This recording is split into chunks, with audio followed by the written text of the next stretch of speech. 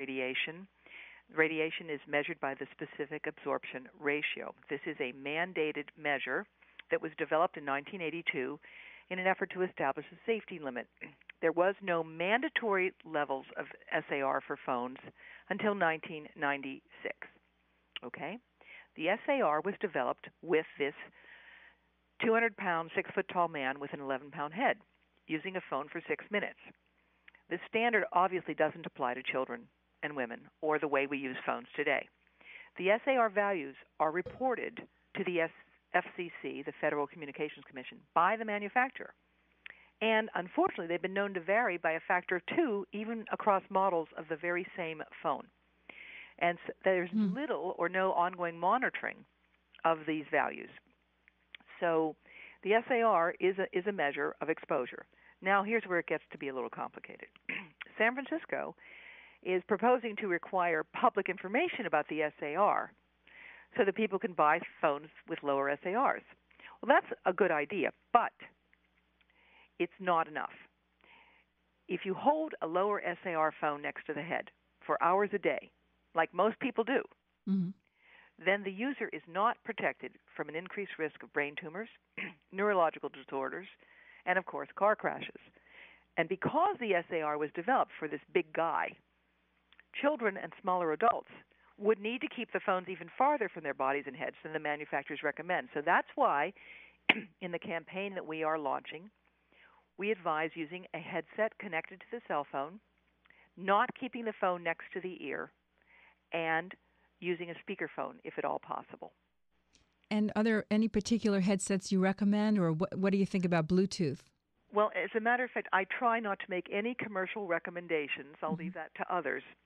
But hollow-tubed headsets are better than regular ones. But any headset is generally going to reduce your exposure. And a Bluetooth does reduce your exposure. But if you use a Bluetooth and you then have the phone in your pocket or at your hip, then you're defeating the purpose. So if you use a Bluetooth, don't have it on all the time, and don't keep the phone next to your body. Okay, and tell people where they can get some information. You mentioned on your website, but you didn't give your website address. Thank you. You can find my website through just devradavis.com. That's D-E-V as in Victor, R-A, or environmentalhealthtrust.org. One word, environmentalhealthtrust.org. And links to my website can be found on yours and vice versa. Yes, definitely. So I have another question now. This is slightly different than just the phone, but what about the effect of cell phone towers in nearby residences and workplaces? Has there been any research on that? Again, in the United States today, we have almost no research that's been done, and whatever research has been done really without funding of the kind that is needed. There are some studies done in other countries that indicate that this can be a problem, and standards for towers are being changed around the world today.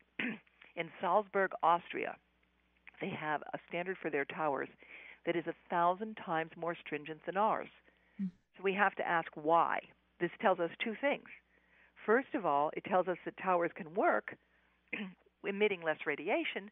And secondly, it tells us that in the United States today, we have basically been deaf to the issue, or shall I say blind to the issue. Right. We have not been able to hear or see concerns because we're all in love with these phones. I use my phone a lot. It's a GPS. It's a search engine. It can help you. It tells you what the weather's going to be where you're traveling. Right. They're valuable tools. No one is telling you stop using it, but it has to be used more safely.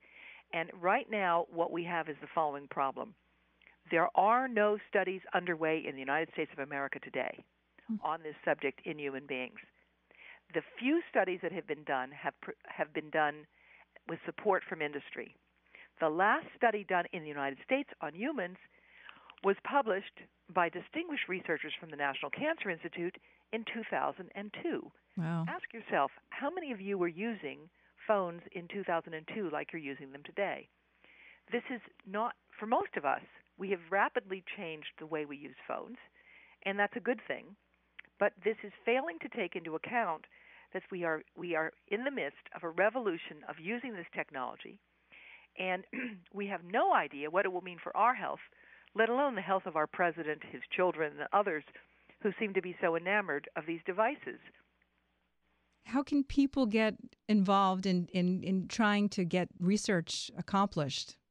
Well, what they can do is they can sign on to the Campaign for Safer Cell Phones. They can sign up on our website to get more information, which we're happy to provide.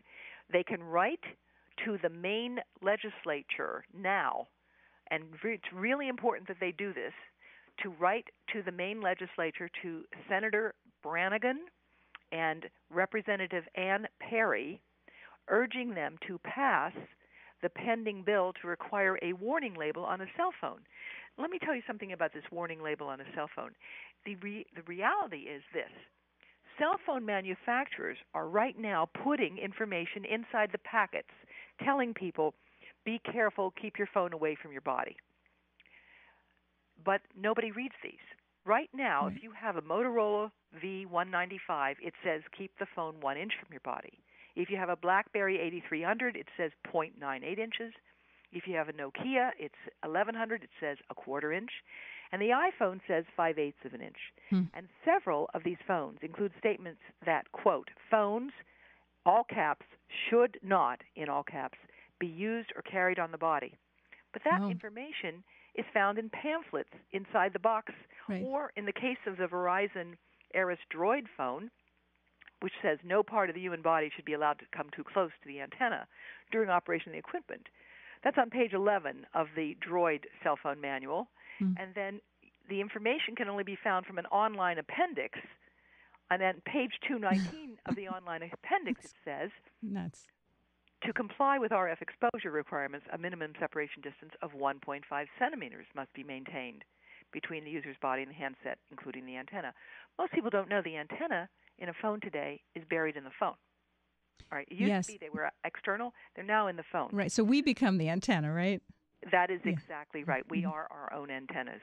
Now, interestingly, when Dane Snowden, who was vice president for external and state affairs of the Cellular Telecommunications Industry Association, was asked about this, why do cell phone manuals include warnings, he said he'd get back to the committee. Well, actually, he probably knows a lot about this because, you see, before he started to work for the cell phone industry, he was the chief of the Consumer and Governmental Affairs Bureau of the Federal Communications Commission. And that agency, which sets standards, does not have a single public health expert on its staff. Oh, that's shocking. Yeah, and I think people have a right to know this, which is why Andrea Bolin is doing a fabulous job getting information out now. And all she's asking is that the label be placed on the phone of the same information in a sense that's in the package, which is do not keep this phone directly next to your head or on your body. Yes, and Lynn, that kind of a label people will notice. Whether they'll pay attention to it and follow directions is another story. Now, you said to write to Senator Brannigan. Where can they? What's the address, and can they find this? I'm going to look it up online as we're talking. Okay. Because frankly, it's the Maine State House, and I think that it should be listed as to. You know what? I'll post it on my website, and I'm sure it'll go on yours. And if they want to join the campaign for safer cell phones, what? They just sign up, and it's and the address for Senator Brannigan, his phone number is 207-287-1515, and his Senator Joe J-O-E Brannigan. And if you go to his website, which can be easily found under www.mainsenate.org, you can send an email to him. There's a message line for sessions as well, which is 1-800-423-6900. And the address for Ann Perry. You know what, Devra, we have to wrap things up. So Sure. We'll get the phone number there, 800-423-6900, and if people want more information, they can go to environmentalhealthtrust.org. Right. And bottom line, this is an experiment on people's brains, and we're the guinea pigs, right? That is correct, Yeah. unfortunately. Yeah. Thank you so much for joining me on my first show today, and I really appreciate it. It's an honor, Beth, and I want to thank you. I want to salute you for the important work you're doing to make all of us healthier and safer and cleaner and greener. Thank you.